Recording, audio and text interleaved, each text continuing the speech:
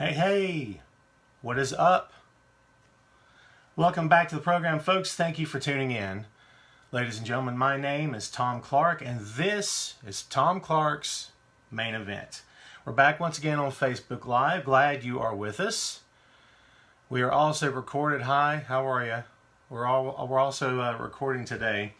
The show will post on YouTube and is always available online at boinkstudios.com. That is the name of yours truly's production company. Don't forget to subscribe on iTunes, Google Play, and iHeartRadio. The show is always free. We don't charge because I don't believe in doing that. A lot of websites out there, pro wrestling websites, charge.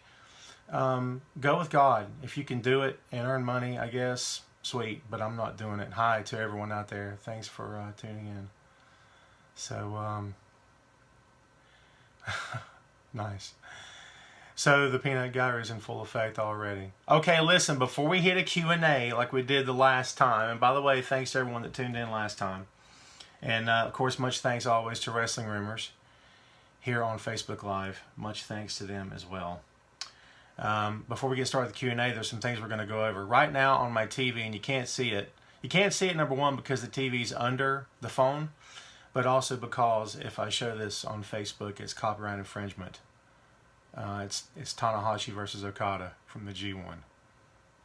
So I don't read spoilers. Please, everyone, be nice and don't give me any spoilers. I don't want to see them or hear them or read them or whatever.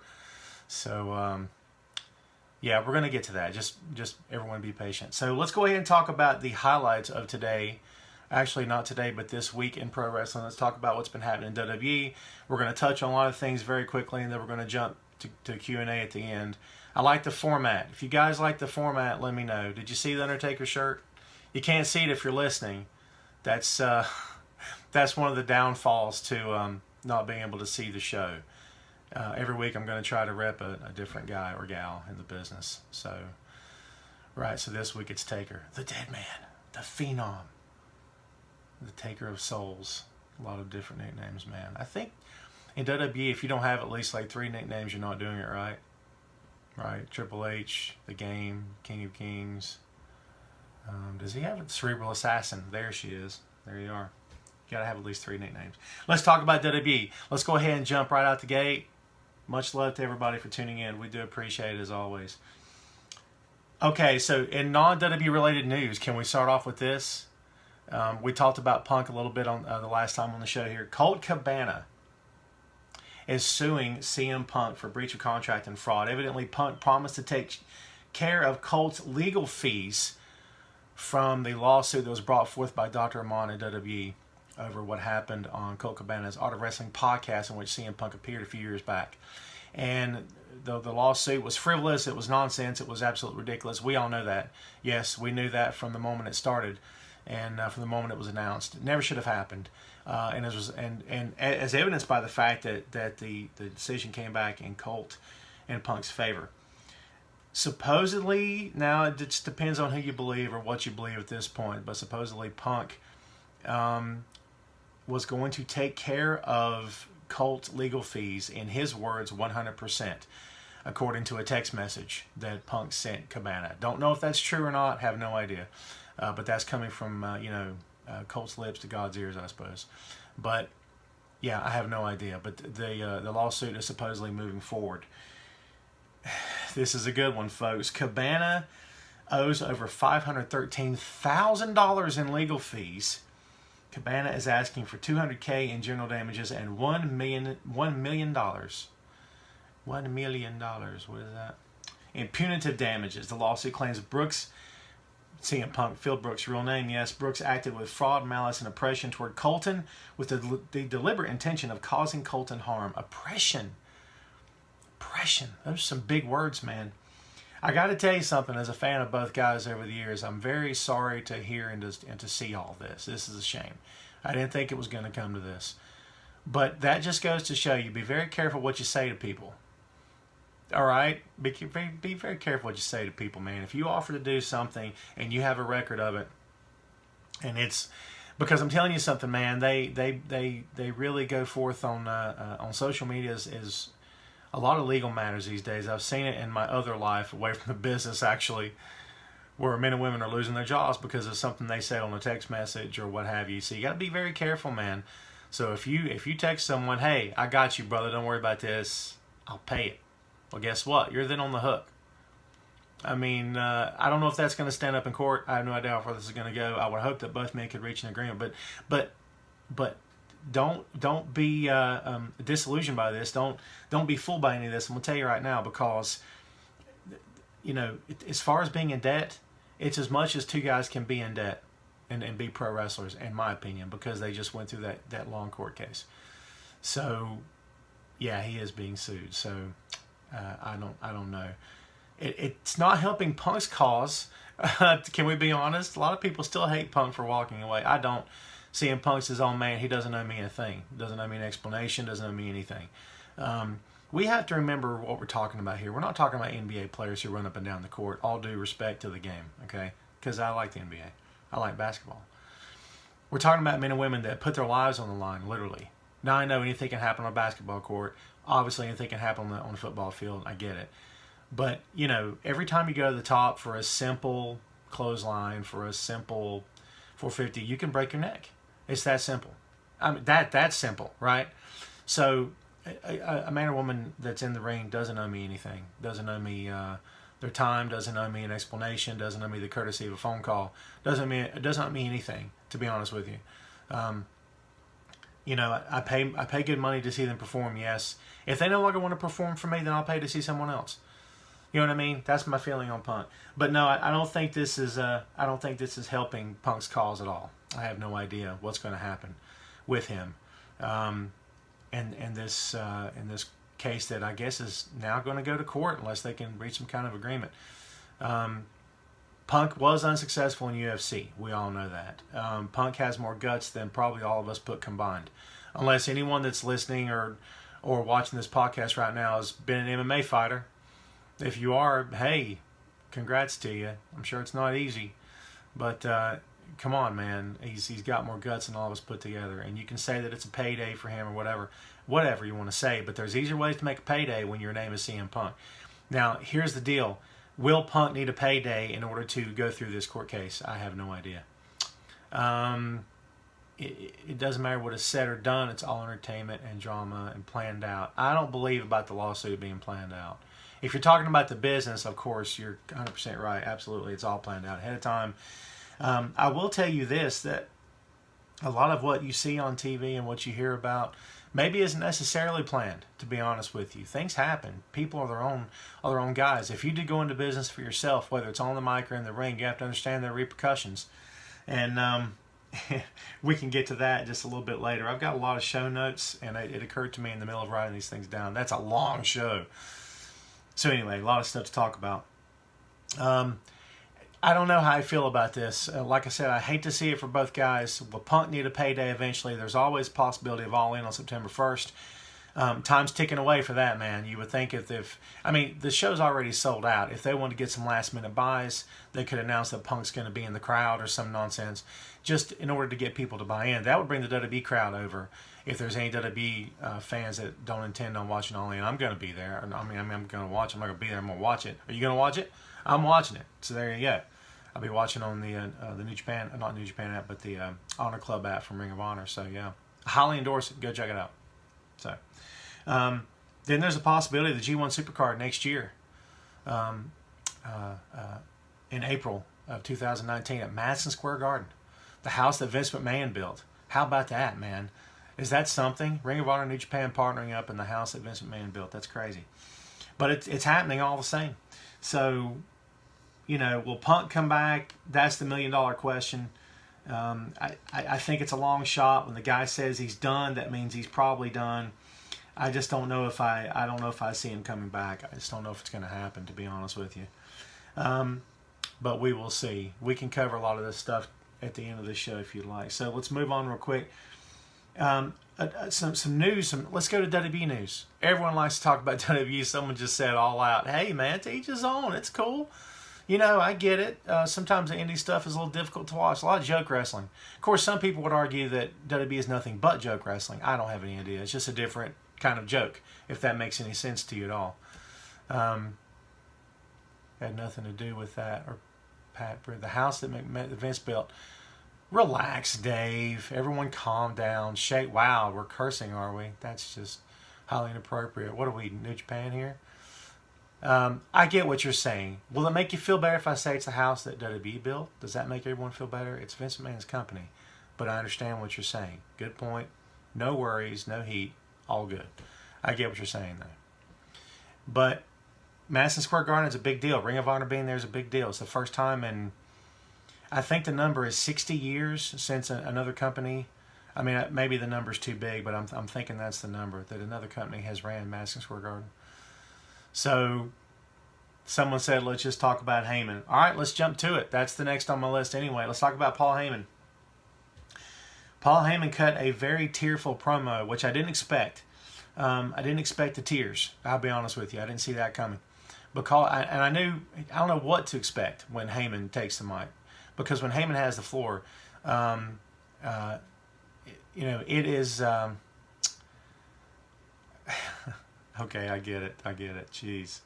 Some people just have to hammer the point home, smack you right in the face with it, don't they? We're talking about pro wrestling, brother. We're not talking about hockey. We're not talking about basketball when we're talking about WWE. That's pro wrestling, okay? Well, sports entertainment. That make you feel better? Relax. Everyone relax. It's going to be fine. My goodness. Unbelievable. Can we please talk about Heyman now? Can we all talk about Heyman? Please and thank you. Paul Heyman cuts the promo in which he is distraught, emotionally disheveled. He's beside himself, yes? Because Brock Lesnar won't return. What did he say? Brock Lesnar disconnected his phone number. From everything we've heard and read about Brock Lesnar doesn't even own a cell phone. I don't know if that's true or not. Brock's kicked back on his farm on his tractor or something. I don't have any idea. That's what everyone wants you to believe. Maybe it is true. I don't know. Maybe he's, baling hay as we speak. I don't know, man. But Paul, beside himself, said that Roman Reigns didn't stand a chance. Renee Young conducted the interview. And some people just can't let stuff go. We're moving on, pal. Move on with us or tune out, I suppose. It's your choice. So, Heyman says that Roman Reigns doesn't stand a chance. Okay. So, the next thing you know, WWE on their YouTube channel posts what they're calling the unaired final moment of the Paul Heyman interview. In the unaired final moment of the Paul Heyman interview, he ends the sentence, Roman Reigns doesn't stand a chance. And suddenly he stops. He looks off into the distance and says, unless. He can barely get the word unless out of his mouth before he stops, takes off the mic, politely thanks Renee Young, shakes her hand, politely thanks her for the interview, and walks away. So, how are we feeling about that? For real. So, everyone and their brother for 3 years, basically since Roman came in with the Shield and it became obvious like within 30 seconds that Roman was going to be a big deal. You didn't need the company to tell you that. Long before Roman ever had shade thrown at him by the fans or anybody else in the business or what have you, you could look at the guy from a distance and say Roman's probably going to be a big deal, right? You could just tell by looking at him. He had the look, he had the size, he had the charisma, he had the body language, everything was perfect. So people could see that about him, okay? So you knew that something was going to be big. But from the moment all that began, people kind of noticed Paul Heyman over there saying, Roman can't talk that well, but what if Heyman were speaking for him? Whew. So, yours truly, in fact, when I say recent, I was going to say recently, and as a matter of fact, today, on WrestlingRumors.com, posted my latest column concerning Roman Reigns, Brock Lesnar, Paul Heyman, the entire situation. So, here it is. Does Roman Reigns really need Paul Heyman in order to beat Brock Lesnar? This thing is so screwed up on so many levels. And when I say screwed up, I'm not talking about, anything overwhelmingly negative. I'm not saying anything that can't be fixed. Having Paul Heyman on your roster, and on the mic, killing it every week or whatever, is a good thing. Having Roman Reigns as your top guy, because he's still fairly young, he's still got a lot of career ahead of him. He's got more ahead of him probably than he has behind him, I'm sure. Okay? is a good thing. Love him or hate him, it's a good thing. Brock Lesnar, for the name recognition that he brings, for the crossover mainstream success that he brings, having him on your roster, for better or worse, God help us all, is a good thing. None of these are really problems, but throw them all against each other onto the wall and see where they land and see how they stick. And man, it is a little bit of a problem. It's a mess. People want Roman to join up with Heyman. I get that. That's what they want to do. They want Roman to join up with Heyman. Heyman could be his mouthpiece, Tom. Because, you know, Roman can't speak. He's terrible promos. You're right. Can't argue with that. He's gotten better, in my opinion. But he's still not where he could be, where other guys are. I totally get that. I understand where you're coming from. But the moment that you put those two guys together, let me ask you a question. Doesn't Roman get cheered? I mean, didn't Brock Lesnar heel out when he delivered the F5 to Kurt Angle? Didn't Brock Lesnar heel out when he throttled Paul Heyman, left him for dead in the middle of the ring? Didn't Brock Lesnar heel out when he said he didn't care about the company? He doesn't care about the fans. Didn't Brock Lesnar become the worst heel in the company when all that happened? I mean, am I right or wrong? So now you want Paul Heyman to give him the assist, to give Roman the assist over the heel, thinking that that's going to heel Roman out. That's so messed up. Now, anything can happen. Anything can happen. A lot of things have happened in WWE over the years we never saw it coming. Some things are painfully predictable, yes. Other things we have no idea that's going to happen. So I get what you're saying right now. Roman doesn't need Heyman. I don't think he does either. Thank you. I don't think he does either. I don't think that Roman needs Heyman. I think Roman is right where the company, not think, I know. Roman's right where the company wants him to be. Would the company rather him get 100% cheered? Absolutely. And we covered this in last week's show, yes, last time. That this whole idea that, you know, that Roman Reigns, that it doesn't matter if he's heel or face. It matters. WWE wants him to be the top babyface. Well, he's already the top babyface. You may not like it. A lot of people may not like it. But he's already booked as the top babyface. That's how he's presented. You can accept it or hate it. Completely your choice. Okay? But at the same time, it is what it is. That's how the company's presented him. He's not a heel. Roman's not a heel. This idea of, is Roman Reigns been a heel all along? Nope. Nope. Sorry. He's not. He's nowhere close. He's not a heel. Okay? So, he's right where the company wants him to be. He's on top. He's having, I'm not saying he's having the best matches of the card. Everyone relax. Don't try to, throw hate over here. But he has arguably among the best matches on the card almost every time he's in the ring. Okay? And I'll be honest with you. He doesn't need any help. But then again, CM Punk didn't need it either. Right? CM Punk didn't need help either when he and Heyman joined forces on Raw. So, anything can happen. Are we going to see Heyman and Roman together? Perhaps, yes. Maybe. It's a good possibility. I don't know to what end, and I'm not really sure for what purpose that we're talking about. But yeah, anything's possible. I just don't know how I feel about it. I think that WWE has the propensity to screw this up because they often screw stuff up. And that's not to throw shade at them either, because WWE is not a perfect company. Their stock's up. They're killing it financially, but they're not a perfect company. You and I both know that. We all know that. They screw things up constantly, man. So, we'll see what happens. Let's move on, shall we? We're going to come back and get questions. Everyone hang on, okay? So, we spoke about Renee Young. Renee Young, this coming Monday, August 13th on your calendars. Mark it down.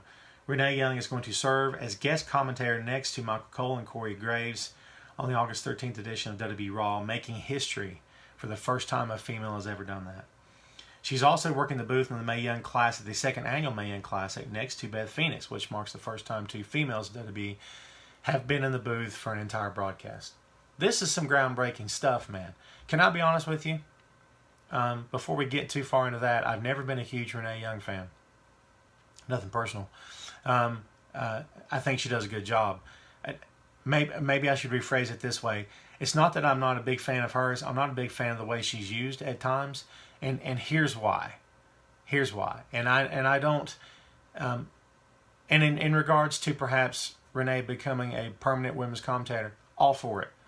All for it. I may not have cared for the way she's been booked, and I may not be in love with her personally, but if anyone deserves it, it's her. And if anyone should do it, it's her. 110% absolutely. So, talk about the NWO. What's there to talk about, brother? NWO's dead. It's a dead gimmick. It's like talking about the South shall rise again. Civil War's over, baby. Let it go. I'm playing. Relax. Don't anyone get upset.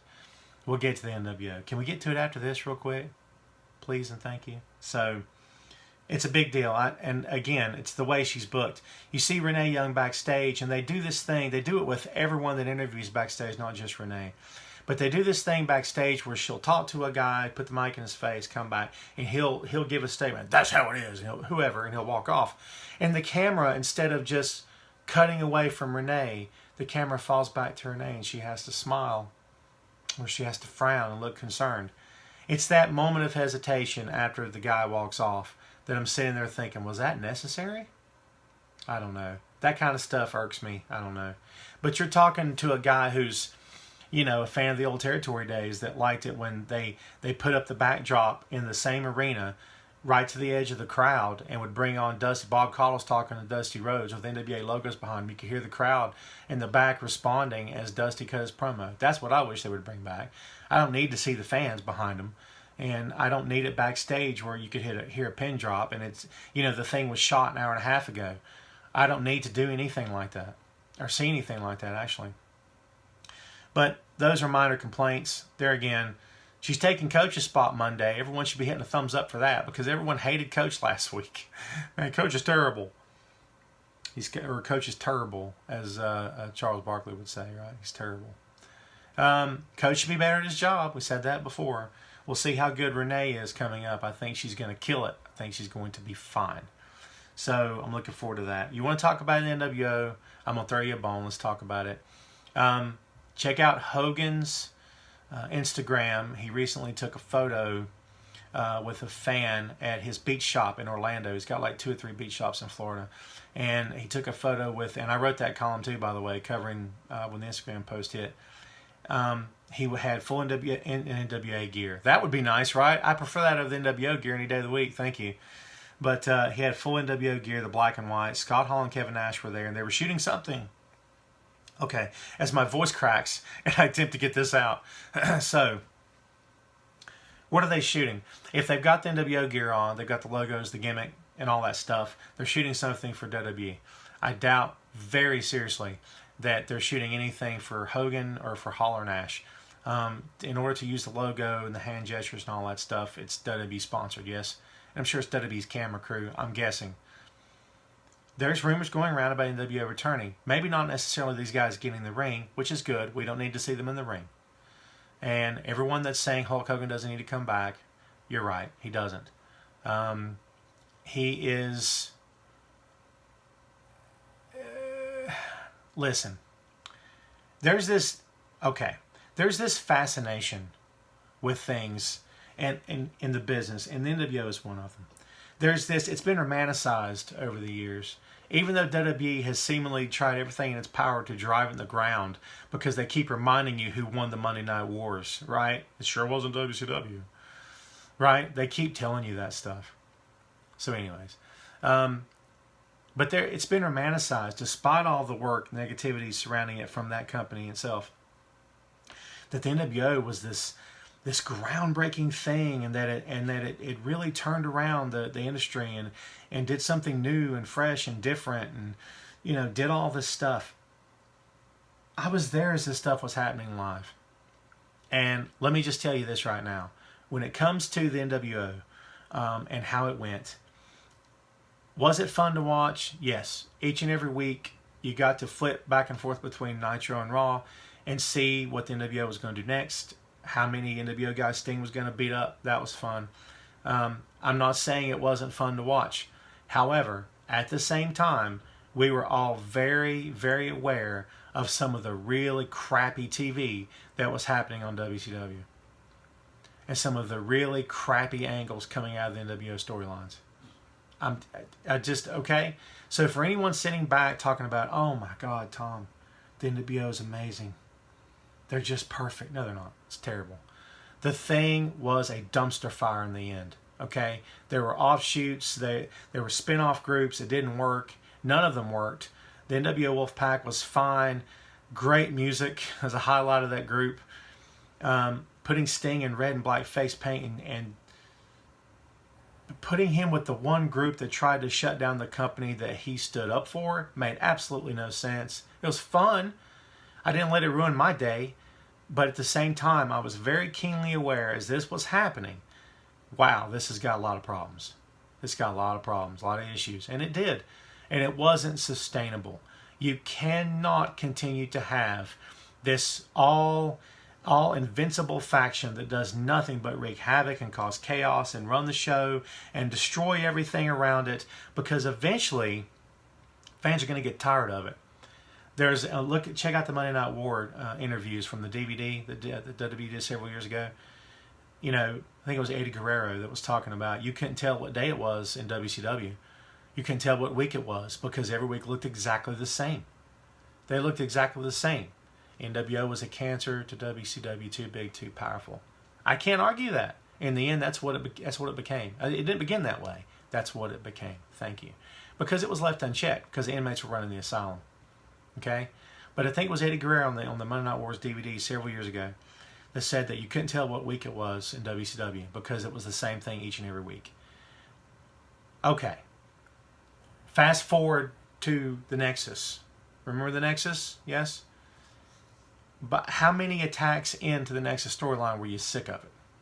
Probably not many, right? 2 or 3, 4. I mean, think about that, man. 2 or 3 or 4 attacks in, and you're already sick of the Nexus storyline because it didn't go anywhere, because it wasn't going anywhere, because you were waiting for the end game. It became clear that they were targeting John Cena. The big match between Wade Barrett and John Cena happens, which Wade Barrett probably should have won. All signs pointed to it. And guess who won? John Cena. What? Killed the Nexus's momentum, killed that group. It's not sustainable. The Shield is the only group that were able to sustain it. And you want to know why? It was 3 guys. 3 guys instead of 10. You can have the 3 strongest guys in your entire company. I don't care who the company is. You can have your 3 strongest guys working together, sneak attacking, bombarding a guy in the middle of the ring. They can take out 1 guy, 2 guys, 3 guys, maybe even 4 guys, maybe more. Okay? But in the end, the numbers game will eventually catch up unless there's weapons involved or unless it's just 2 of them in the ring and they're baiting the guys in and then here comes the 3rd member with a weapon, whatever the case may be. But it's not sustainable. The Nexus was the only group that was able to sustain it. And what happened eventually with the Shield? The Shield turned face. Do you see what I'm saying? Because things have to evolve. You can't continue to do the same thing. The NWO began as an idea from Japan. I think it was All Japan, a group that was running between All Japan and New Japan. Eric Bischoff got the idea from there. And it's okay. Whatever. You know, it's hard to have an original idea these days. Everything you see came from something else for the most part, right? Very hard to see anyone that's 100% completely original, right? It's okay that that's how it was. But to sit there and say that the NWO was the end-all be-all, they're not. The logo is cool, but we tend to rewrite history to make ourselves feel more comfortable and to make ourselves feel good about it. The NWO ended in a complete disaster. It was disastrous for WCW. Now, was it the NWO's fault? Not necessarily. It was how they were booked. It's always in the booking. Anybody out there listening, anybody out there watching, it is always in the booking. 100% in the booking. I mean, you can't argue that point. And you can say that because if not, then that means that guys are going in the business for themselves. It means that guys are doing what they want to do in the ring. And again, I say to you, if you have anybody doing that, if you have anybody going in the business for themselves on the mic or in the ring, that person is eventually going to have to be dealt with. And I don't care if it's WWE, I don't care if it's Ring of Honor, I don't care if it's New Japan. Speaking of New Japan, the roster is officially being dealt with. Yes. Another bit of news for you. Switching gears real quick. There's news coming out this week that New Japan is clamping down the language, and that also that Tama Tonga has been disciplined in some way. I'm not sure what that means. But anyway, had the razor Ramon toothpick for effect. Did you like that? Bam! I'm wrapping up the NWO angle. Would have been great if I could have wrapped it up doing that. Next time I will. Stay tuned for that. So, yeah, because the guys in New Japan, much like WCW, where it's the inmates running the asylum. Referees get tossed around. The barricades, man, those barricades at ringside got to be a little bit more stable. They weigh like 9 pounds each or something. I mean, that's it, because these things just get thrown all over the place. Guys get hurt, and they're completely out of control. Tama Tonga, Bad Luck Fale, Tonga Loa, just doing whatever they want to do. Tama Tonga consistently going after Roman on social media. It's fun. It's entertaining. Don't take all the bullets out of the gun, right? But the deal with the language, and dude, I curse all the time. It's true. I'm not going to lie about it. It's not necessary for any of us, I don't think. But you know what? I do it all the time. Doesn't mean I'm going to stop doing it. Isn't that weird? But but do I need it in my pro wrestling? Not necessarily. Can I be honest with you? Not necessarily. So, when it comes to, again, guys going to the business for themselves, doing what they want to do, you can to a certain extent, but eventually it's going to come back to haunt you, which is what we're seeing in New Japan. Now, I don't want them to tone down the product to the point that it's unwatchable. I don't want them to water it down to the point where it's, rated PG. I don't want that from New Japan. I mean, a hard PG-13 and a low rated R is fine. Okay? I don't need rated PG. Not with New Japan. They should be able to do a little bit more than WWE does. New Japan is not a publicly traded company, right? So they should be able to do a little bit more than WWE does. And I hope they continue to do more than WWE does. For real. But again, you can only do so much until the time comes that you're going to have to be put in check. So, that's what's going on in New Japan right now. By the way, real quick, if you want to touch on New Japan, I'm seeing the end of the Okada-Tanahashi match. I'm not going to tell you who wins if you haven't watched it. And if you've never watched New Japan, give it a shot. Give it a shot for 4 weeks. Right now is the best time to do it because the end of the G1 is happening soon, in the next week or so. And so it's the best time to do it. It's $10. If you don't like it after that, cancel the subscription. No worries. It's worth it. It's good wrestling. Again, as I said in the last show, man, New Japan has its issues like a lot of other companies do, like WWE does, like WCW did. Okay, everyone's got their own separate set of issues. So I'm not saying that New Japan is perfect by any means, because they're absolutely not. But it's entertaining. It's fun to watch. There's some really seriously talented guys in that company, man. I'm telling you right now, seriously talented. So what other headlines do you want to touch on for this week? So Daniel Bryan versus The Miz is official for SummerSlam on August 19th. Daniel Bryan has nothing to prove. The Miz does. No matter how much people like The Miz, he's got something to prove, in my opinion. And I like The Miz a lot. It's nothing personal. And I think they're going to have not a good match. I think they're going to have a great match. I think they're going to have one of the matches of the night. I think the match is going to be top-notch. I'm looking forward to that. Keith Lee debuted this week in NXT. Someone just asked an NXT question. We're going to get to that shortly. Keith Lee's debut. I'll be honest with you, I have yet to look up a whole lot of stuff on Keith Lee. There's so many independent guys out there, that are either have been signed or in the process of being signed or rumored to be signed. So I've got to look up and do my homework on Keith Lee. I was impressed by what I saw. The dude is very agile in the ring. Very agile. For a guy his size. Had a good match. And I think he's going to be a nice addition. Aleister Black is officially out of NXT TakeOver Brooklyn due to injury. It was a groin injury, I believe it was. He's had surgery. We don't know how long he's going to be out. So we're going to see. We'll monitor what happens to that. So now it's going to be Johnny Gargano, Tommaso Ciampa at NXT TakeOver Brooklyn for the NXT Championship in a last man standing match. That'll be fun, right? That'll be interesting. Velveteen Dream and EC3 had an odd segment on NXT. I guess it was supposed to take place at Dream's home. It was goofball and corny, but it kind of fit both of them, to be honest. EC3 can't be a Triple H level heel because EC3 has too much comedic effect going for him. And I say going for him because if he utilizes it properly, he could be very entertaining. You know what I mean? He's got that look where he's larger than life. He looks like he's sculpted out of granite, for goodness sake. And, you know, all of that played properly can be a little cartoonish, but not in such a way that he can't get over. So, you know, I'm looking forward to that match as well. I think NXT TakeOver Brooklyn's going to be good. I can't wait for all the WWE mainstream roster haters to as soon as NXT's over, well, let's see the main roster top that.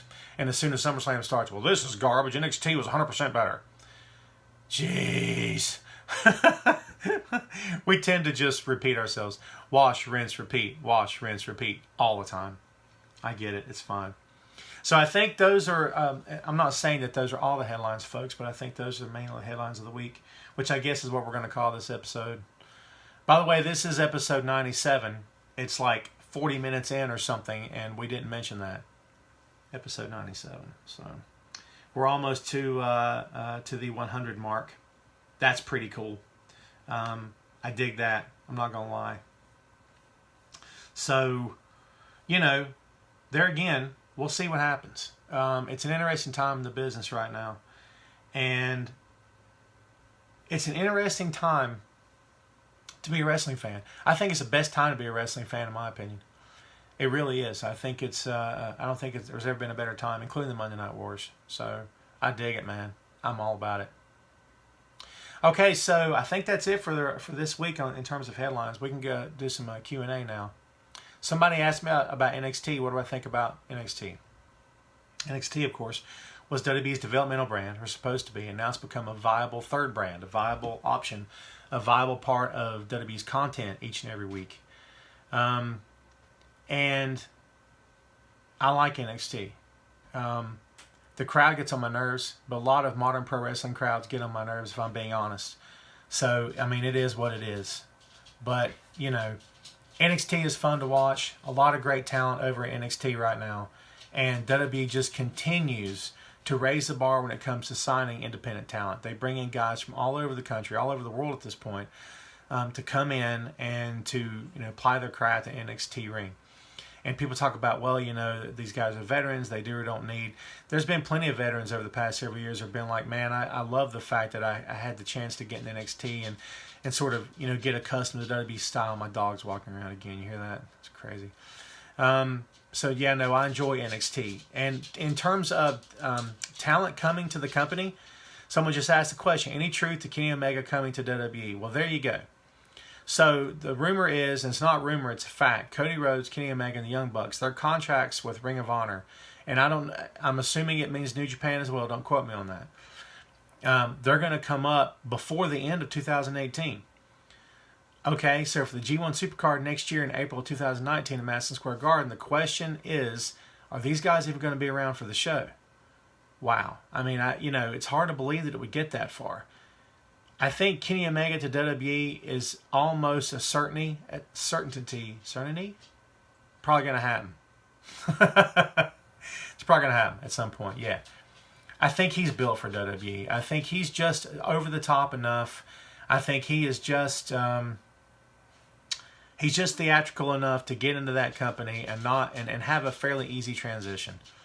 And I think what's up, guys? And I think that he can make it in WWE. Now, when you say making it, what are we talking about? Are we talking about Kenny Omega becoming WWE champion?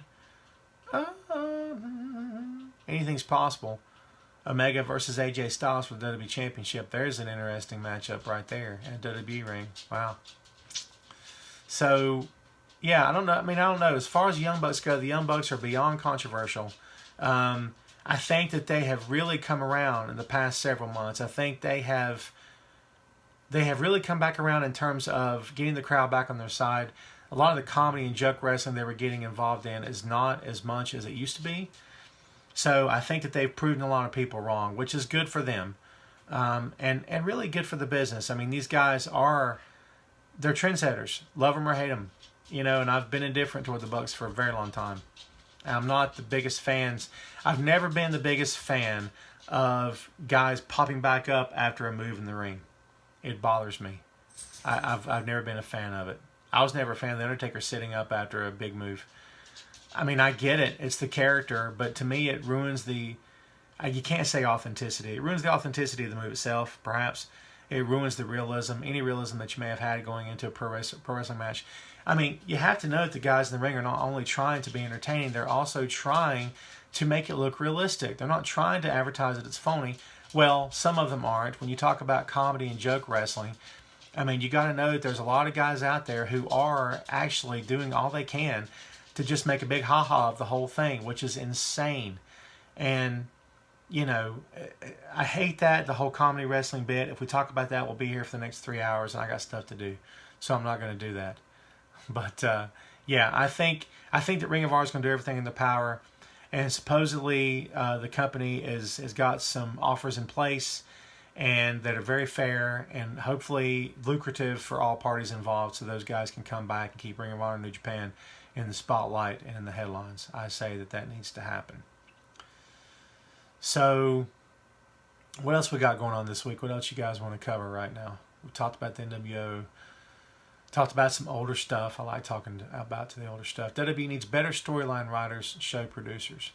Certainly seems to be the case. As we said before, last week actually, on last week's show, it is interesting that WWE has filled up their creative teams with guys and gals who have never either been in the pro wrestling ring before or have never even watched pro wrestling religiously.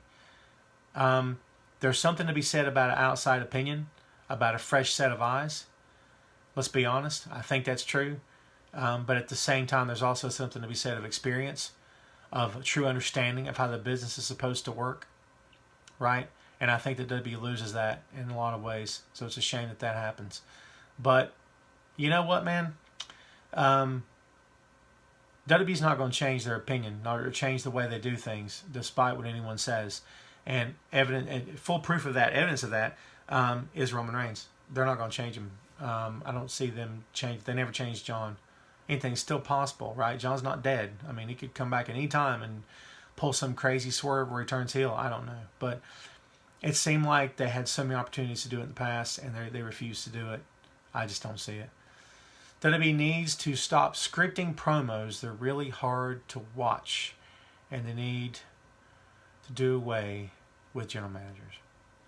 I've been against the authority figure on WWE TV for a long time, but it's not going to go anywhere. I agree with you, but it's not going to go anywhere. WWE's fascinated with the authority figures on their programming. Mostly heel authority figures. Fascinated with it. And I don't think it's going to go away anytime soon.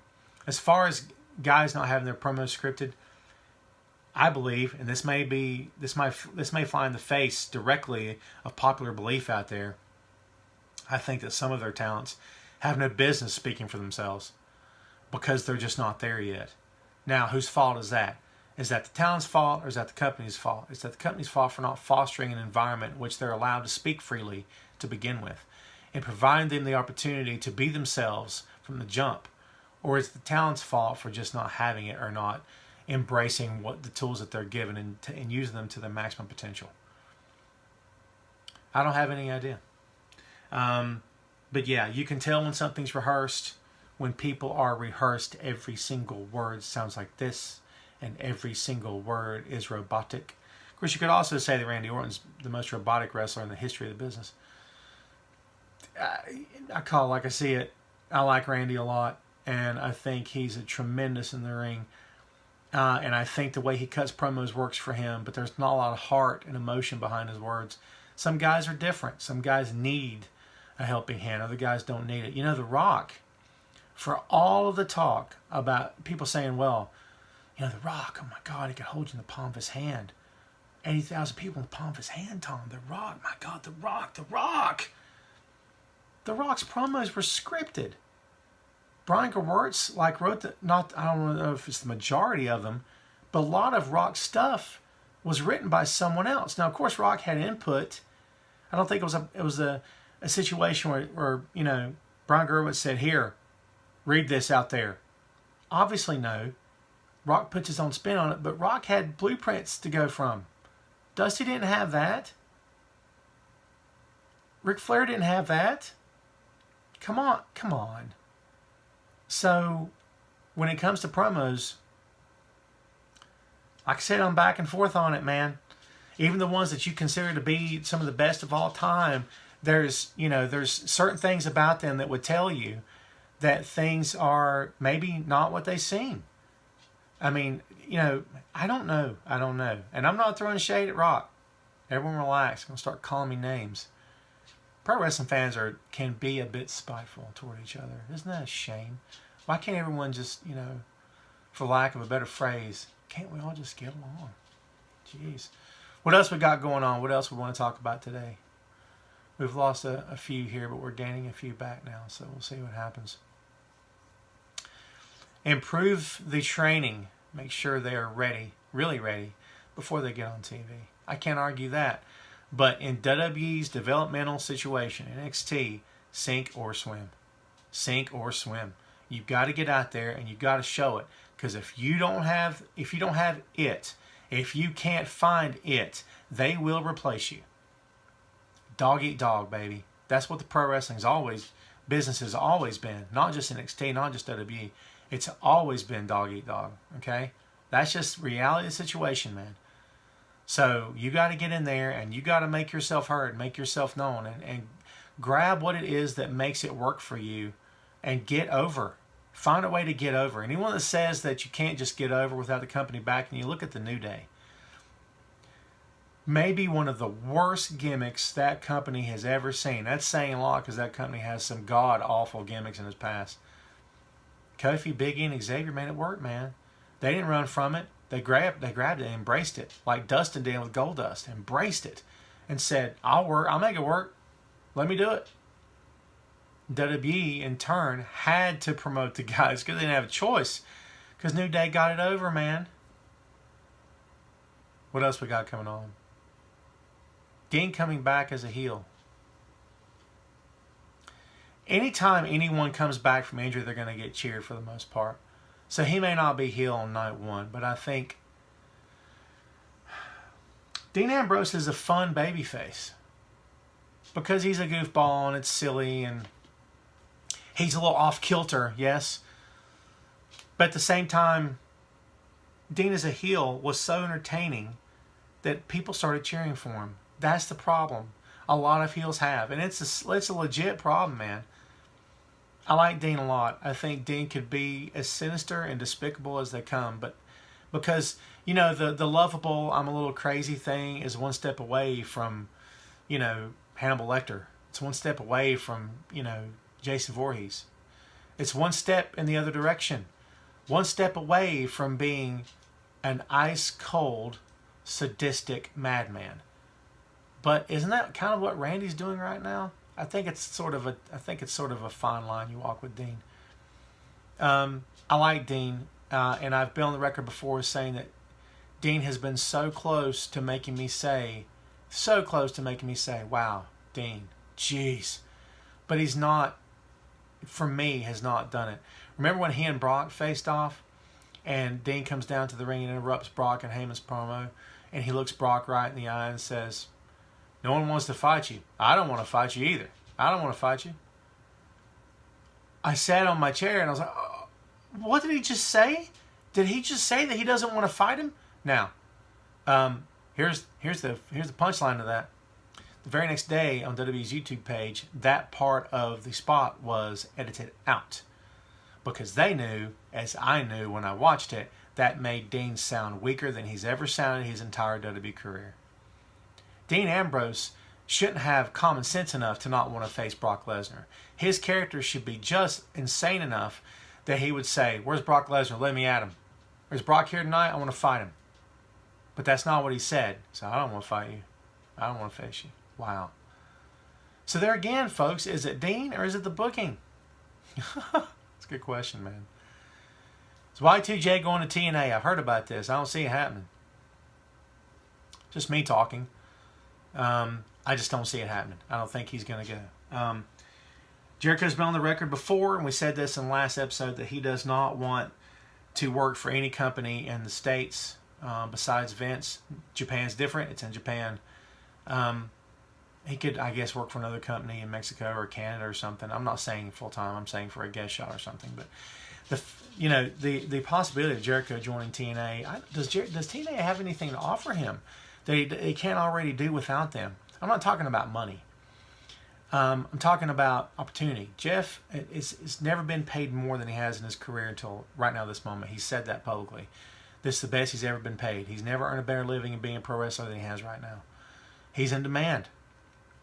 So I don't know if TNA can do anything for him that he can't already get in Ring of Honor, that he can't already get in New Japan, that he can't already get in WWE. I don't know what the answer to that is, but I'll be honest with you, I'd be stunned to see him ever perform in a well, you say TNA, but Impact Wrestling. I'd be shocked to see him perform in an Impact Wrestling ring. He is still on the roster with WWE, absolutely. He's not. I don't think he's on the WWE page as an alumni. I don't believe, right? Yeah, he's still considered on the active roster. Of course he is. He didn't leave. He just took a break. Jericho just takes breaks. Jericho does a lot, does what some of the veterans can't do, and that's he can step away. He doesn't need his ego stroked all the time. He can step away for a bit and then come back when he's fresh. Jim Ross has said 1,000 times or more, go away for a while, learn a new hold, and then come back, because fans can't miss you when you're there all the time. Can't miss you. Fans can't appreciate you if they see you 8 days a week, which was the idea of keeping Brock Lesnar exclusive and he's only going to come around once every 47 days or something. I don't know. That's a bit extreme. I'm just saying. Potential WWE Hall of Fame inductees for 2019. Oh, man, that's a good question. That's excellent. That's a good one, and that's oy vey. Okay, if you're asking me, you're not asking for the politically correct answer from Tom Clark, the pro wrestling writer, right? If you're asking Tom Clark, the fan, I want the Midnight Express to get in. Rock and Roll Express are in. Jim Cornette inducted them. Long time coming. So happy to see those guys on the WWE Hall of Fame stage. I think Midnight Express is long overdue to get in the WWE Hall of Fame. My opinion.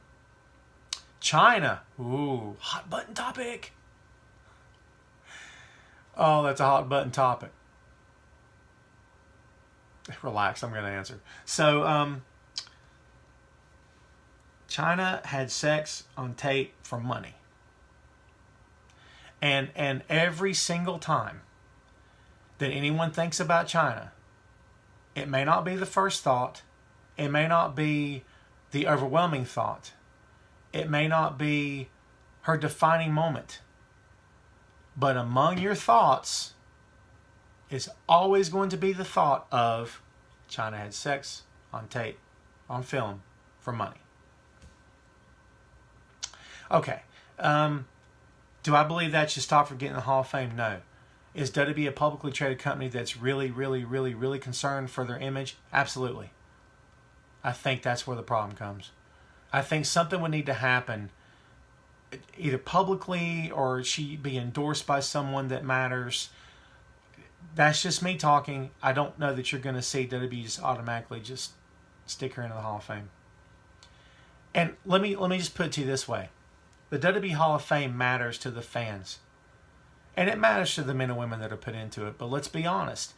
WWE Hall of Fame is not a physical building. Not yet. It probably will be at some point, right? WWE is not a physical, or WWE Hall of Fame is not a physical entity. It is an idea. It's a Hall of Fame on paper only. And there's one guy basically calling the shots. One guy basically calling the shots. That's Vince McMahon. It's his Hall of Fame. WWE's his company. It's his Hall of Fame. It matters to us, and I get why it does. I completely understand.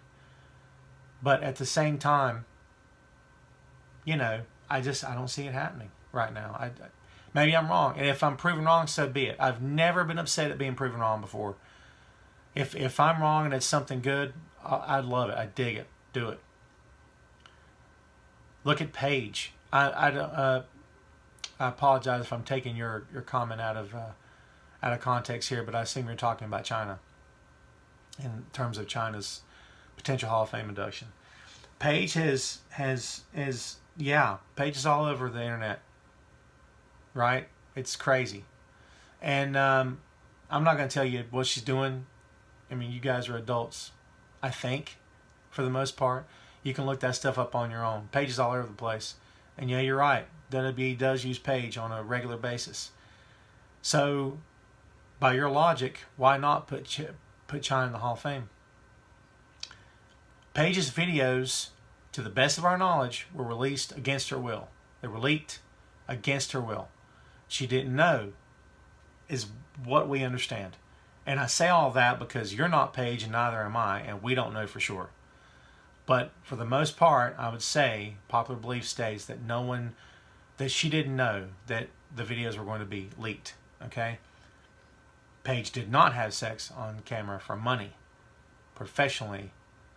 And you can go down to your local, naughty video store and rent, or download, or whatever you want to do.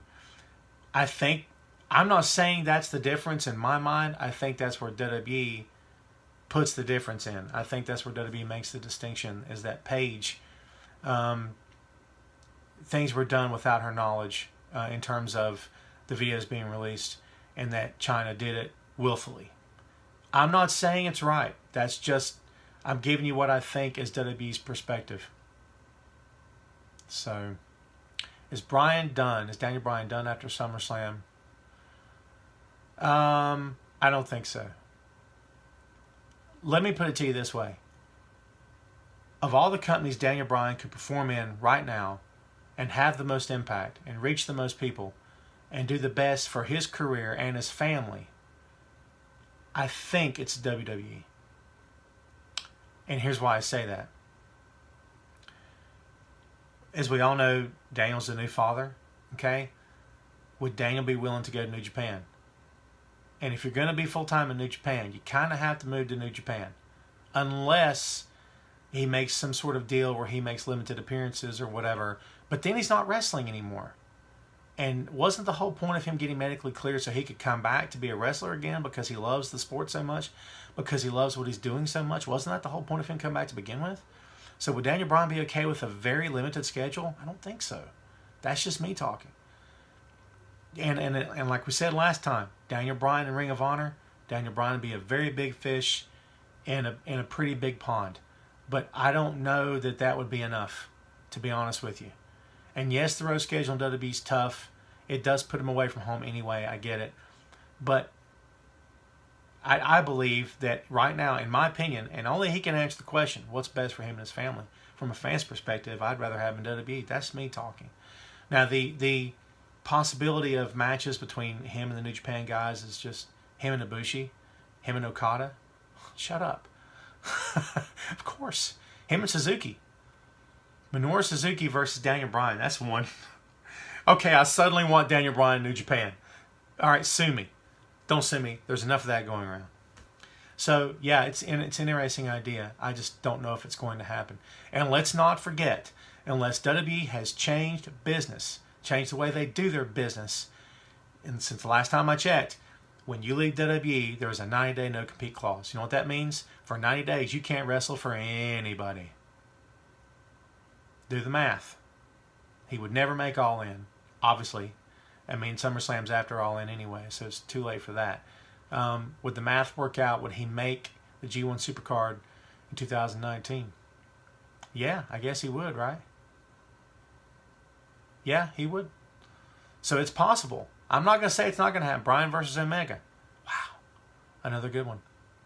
I still think I'd rather see Bryan versus Suzuki. It's crazy. I don't know why. Now suddenly I want to see that match really, really badly. I don't know. But I don't know, so we'll see.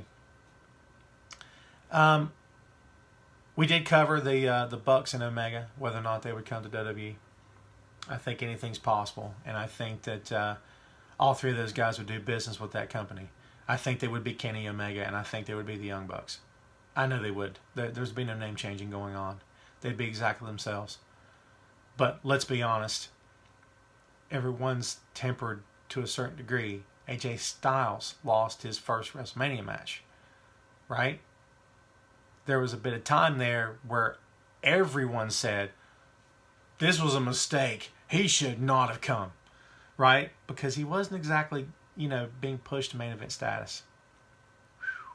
So yeah, I don't know. I mean, anything, like we said, and anytime WWE says the words, anything can happen, believe it. It's 100% true. Anything can happen. I've seen things in my lifetime I never thought I would see. You have too.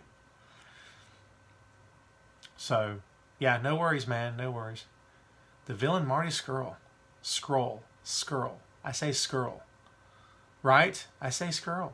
I think that's how you pronounce it. Seems how everybody else pronounces it. I like Marty Skrull.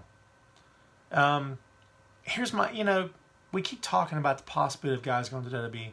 I recently did an interview with Punishment Martinez, the current Ring of Honor World Television Champion. And I asked him, I said, do you guys really worry behind the scenes about what WWE is doing? Do you get concerned with it at all? Are you guys sitting around saying, oh, well, man, if we can just do this one thing, if we can get that supercard of massive, oh, man, we're going to be right there competing. He's like, no, we don't have time for that. We don't have time to worry about what everyone else is doing. We're too focused on what we're doing. That's exactly why WCW fell. They were more concerned with what WWE was doing.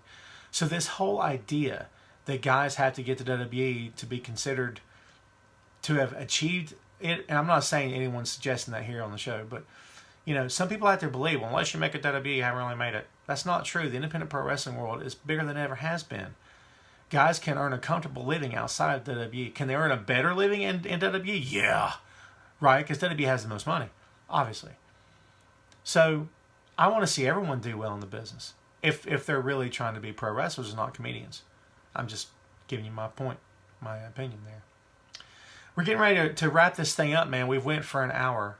Yes, and hopefully everybody's enjoyed the show. Saw a few reactions there that were interesting. But you know what? It's all good, baby. So we're going to wrap this up. I'm not sure who we're going to throw it to, but let's end it on a big question. Make it good. Give me something good. And we will wrap it up with a question or comment from yours truly. Whatever you got for me. Somebody give me something good, man. All right. I'm waiting for it. Oh, thanks, man. Love the show. I appreciate it. Thanks, everybody, for tuning in. Who should get... You know what? I'm going to end on this. Who should get let go from WWE out of like 10 of them? We're going to end on this. Ryan, thanks for the question. And here's why. And this is in no way directed at you, so don't take this personally or to heart, because I'm not meaning it to be combative in any way. I think that we as pro wrestling fans have a lot of ego when it comes to the conversation of WWE should fire so-and-so. We're talking about men and women that earn their living and pay their mortgage and feed their kids from this gig at WWE. This is their job. And for me or anyone else to sit there and talk about, who should or shouldn't be fired, that is not for me to say. That's not for me to say. And I'm answering you honestly. It doesn't mean it's not a fair question. And I know where the question comes from. It comes from, man, I'm so tired of every time I tune in to, this brand or that brand, wrestler X, Y, or Z is, God, it's just terrible. I get it. People get airtime in that company that maybe shouldn't be getting airtime in that company. I get that. But I cannot, in all good conscience, sit back and wish for anyone or speculate on anyone that's going to get released. I don't want that for any of them. I'm just being honest. Now, there are circumstances, there's individual cases.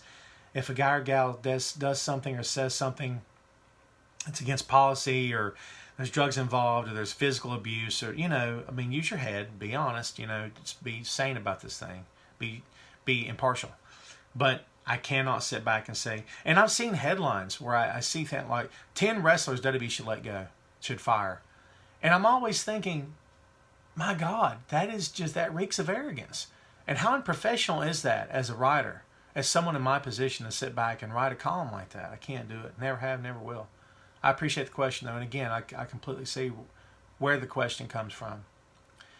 Hey, listen, we've went an hour. I usually go an hour. We're going to wrap this up. We started today at like 10 after 12. The goal is 12 Eastern Standard Time every Friday. Life happens. Things come up. Sometimes maybe I can't make it. Sometimes it has to be earlier or later. We'll keep you updated here on the website to let you know what's happening. Please leave some comments. If you're not saying anything right now, please leave some comments. If any of you guys want to friend me on Facebook, you'll get to see all of my content that I post all the time, not just on Wrestling Rumors, but other websites as well. Please send me a request, man. I will totally follow you back. For real. Please subscribe to the podcast on iTunes, Google Play, iHeartRadio. The podcast will be available on YouTube probably by this evening, possibly Saturday. So please go check it out then. Give me a follow. I'll follow you back. I'm on Twitter at Tom Clark Writes, WRITES. If you ever have anything you want to talk about to me, 101, you want to drop me an email, it's boinkstudios@yahoo.com. Check out the website, Boink Studios. That's my production company that I own with my good friend Kyle Smith. And that's our production company, man. You'll see all of our content there. We've got 2 other podcasts we'd like you to check out, if you will. Everything's free. I'm not going to cram it down your throat. I don't want $1 of your money, man. Just go check out our stuff. The hits are all I care about. So just check us out. Thanks for tuning in, man. I do appreciate it. I am Tom Clark. This has been Tom Clark's Main Event, episode 97. We hope you enjoyed yourself. And we will see you next week. We will see you next time on Tom Clark's Main Event.